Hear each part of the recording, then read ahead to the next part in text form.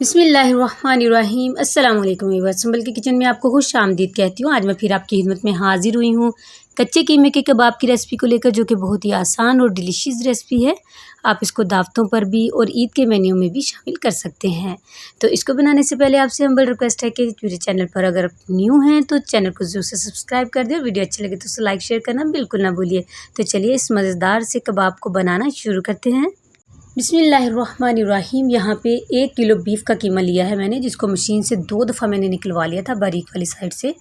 और एक बड़े साइज़ का जो है मैंने ये प्याज ले लिया, जिसको चॉप करके अच्छे से इसको मैंने ना किसी मलमल के कपड़े में डाल के तो इसका पानी मैंने निचोड़ लिया था। आपने भी ऐसे ही करना है, पानी प्याज में बिल्कुल भी नहीं होना चाहिए। यहाँ पे थोड़ा सा हम डालेंगे धनिया, और ये 2 से 3 जो हरी मिर्चें थी बड़ी वाली, जिनको इस तरीके से चॉप करके मैंने डाली। ये तकरीबन जो है हमारे 2 टेबलस्पून बन गए। और यहाँ पे 1 टेबलस्पून अदरक लहसुन का पेस्ट डाल दिया है, और 1 टेबलस्पून मैंने यहाँ पे डाल दिया है लेमन जूस, और 1 टेबलस्पून मैंने घी का डाल दिया। ठीक है, क्योंकि इसमें चर्बी नहीं थी, फैट नहीं था इसलिए। तो यहाँ पे देखें 5 से 6 जो चम्मच बनते हैं बेसन के, वो मैंने डाल दिए। आप आधा कप इसमें डाल दें, कप के हिसाब से, इससे ज़्यादा ना डालिए। यहाँ पे मिर्च मसाले आप अपने टेस्ट के मुताबिक डालें। मैंने यहाँ पे दड़ा मिर्च डाली है, और सूखी मिर्च और हल्दी, और धनिया जो है वो थोड़ा क्रश किया हुआ था। इसी तरीके से ज़ीरा भी है, वो भी थोड़ा सा हल्का क्रश किया हुआ था ड्राई रोस्ट करके ना। तो ये सारी चीज़ें डालने के बाद हम इसको अच्छे से मिक्स करेंगे। आपके पास पपीते का पेस्ट हो तो आप वो भी डाल सकते हैं, लेकिन मेरे पास नहीं था, मैं नहीं डाल रही। फिर भी ये बहुत ही टेस्टी बने थे। तो यहाँ पे देखिए, कबाब तो सभी को बनाने आते हैं, लेकिन आपने एक बात का ख्याल रखना है कि इनको हमने बहुत मोटा मोटा सा नहीं बनाना, क्योंकि जब हम इनको फ्राई करते हैं तो ये श्रिंक हो जाते हैं, और थोड़े से मोटे मोटे से हो जाते हैं और छोटे हो जाते हैं साइज़ में। इसलिए आपने थोड़ा इनको पतला चिपटा सा बनाना है, ताकि जब ये फ्राई होंगे तो ये खुद ही थोड़े गोल गोल से और मोटे मोटे से हो जाते हैं। तो इसी तरीके से सारे कबाब जो है वो मैंने तैयार कर लिया है। इसी पॉइंट पर आप इसको जो है फ्रीज़ भी कर सकते हैं। तो माशाल्लाह ये बहुत ही ज़बरदस्त किस्म के कबाब हमारे यहाँ पे रेडी हो चुके हैं। हम इसको फ्रीज़ भी कर सकते हैं। अब हम इसको करते हैं फ्राई। फ्राई करने के लिए आपने याद रखना है, देखिए मैंने बहुत ज़्यादा ऑयल का इस्तेमाल नहीं किया।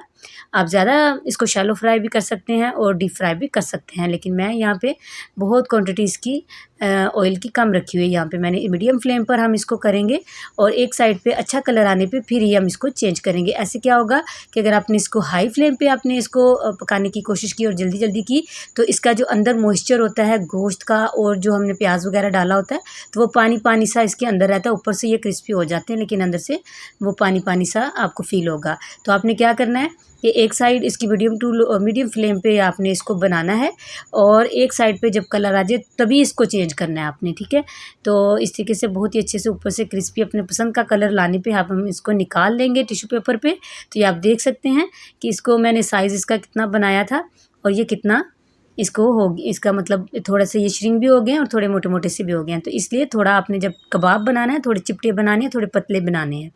ठीक है, तो यहाँ पे देखिए अल्हम्दुलिल्लाह हमारे बहुत ही मज़े के रेडी हो गए हैं। 1 किलो मेरा बीफ का कीमा था, मैंने इसमें आधा कप जो है वो बेसन का डाला है ड्राई रोस्ट करके। अगर आपके पास भुना हुआ चने का पाउडर हो तो आप वो भी इसमें डाल सकते हैं। अक्सर घरों में बेसन जो है वो इजीली मिल जाता है, तो इसलिए मैं वो, अगर आपने ज़्यादा डाल दिया तो क्या होगा कि जो कीमे का अपना एक टेस्ट होता है वो ख़त्म हो जाएगा। इसलिए आपने आटा डाल रहे हैं या आप बेसन का आटा डाल रहे हैं, बेसन डाल रहे हैं, तो ज़्यादा क्वांटिटी में आपने बिल्कुल नहीं डालना। तो यहाँ पे अल्हम्दुलिल्लाह बहुत ही हमारे ये ज़बरदस्त किस्म के, ऊपर से क्रिस्पी अंदर से जूसी और सॉफ्ट हमारे जो कबाब हैं वो रेडी हो चुके हैं। तो इसको हमने तो बहुत ही इंजॉय किया। आप इसको बिल्कुल एज़ इट इज़ इसी रेसिपी को फॉलो करके बनाएं, तो आपके कबाब भी बहुत ही टेस्टी बनेंगे। मुझे उम्मीद है कि आज की ये रेसिपी भी आपको बहुत अच्छी लगी होगी। अच्छी लगी तो इसको लाइक शेयर करना बिल्कुल ना भूलिए। अगर आपको किसी भी बात की समझ नहीं आए तो आप कमेंट्स में मेरे से पूछ सकते हैं।